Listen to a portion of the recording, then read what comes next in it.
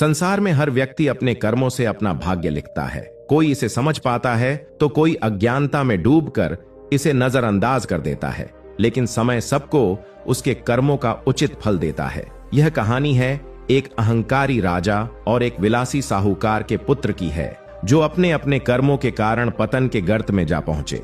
परंतु जब उन्होंने भगवान गौतम बुद्ध के उपदेशों को सुना तो उनकी सोच बदल गई।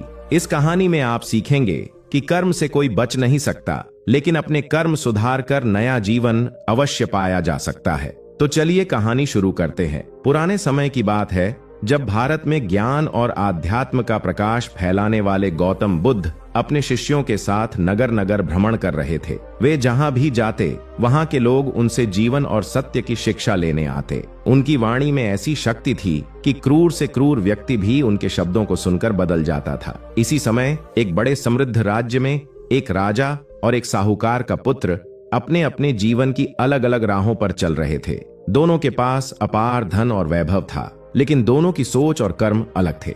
यह कहानी उन्हीं के जीवन के उतार चढ़ाव और गौतम बुद्ध से उनकी भेंट की है। मगध राज्य के राजा चंद्रसेन का पूरा जीवन भोग विलास में बीता था।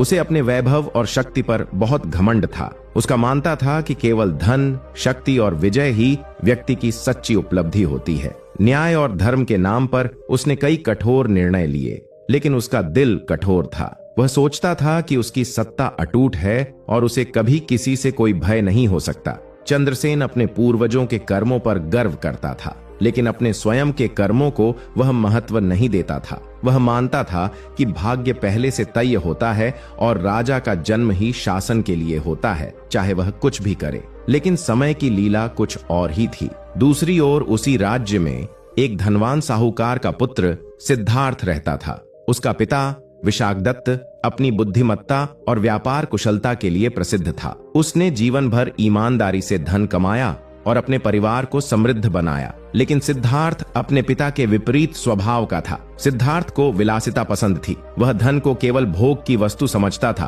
और मनमाने तरीके से उसका उपयोग करता था। उसे लगता था कि जीवन केवल आनंद लेने के लिए है और मेहनत की कोई आवश्यकता नहीं है। वह दोस्तों के साथ समय बिताता, दावतें उड़ाता और हर वह वस्तु खरीदता जो उसे अच्छी लगती। उसके पिता ने कई बार उसे समझाया कि धन की वास्तविक कीमत समझनी चाहिए, लेकिन सिद्धार्थ ने कभी ध्यान नहीं दिया। उसे लगता था कि उसका भाग्य पहले से तय है और उसे जीवन में कभी कोई परेशानी नहीं होगी।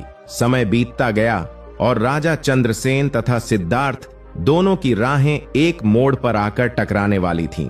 राजा चंद्रसेन के राज्य में एक भीषण अकाल पड़ा। बारिश न होने के कारण फसलें बर्बाद हो गईं। प्रजा भूख से त्रस्त हो गई, लेकिन राजा ने अपनी विलासिता को त्यागने से मना कर दिया। उसने कर वसूली और बढ़ा दी, जिससे गरीब लोग और अधिक परेशान हो गए। धीरे धीरे प्रजा में असंतोष बढ़ने लगा।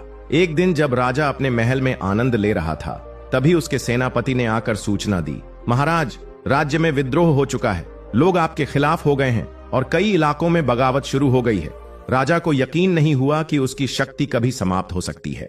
उसने सेना भेजी, लेकिन विद्रोह की ज्वाला इतनी भयंकर थी कि अंततः उसे अपना राज्य छोड़कर भागना पड़ा। अब वह एक साधारण व्यक्ति बन चुका था।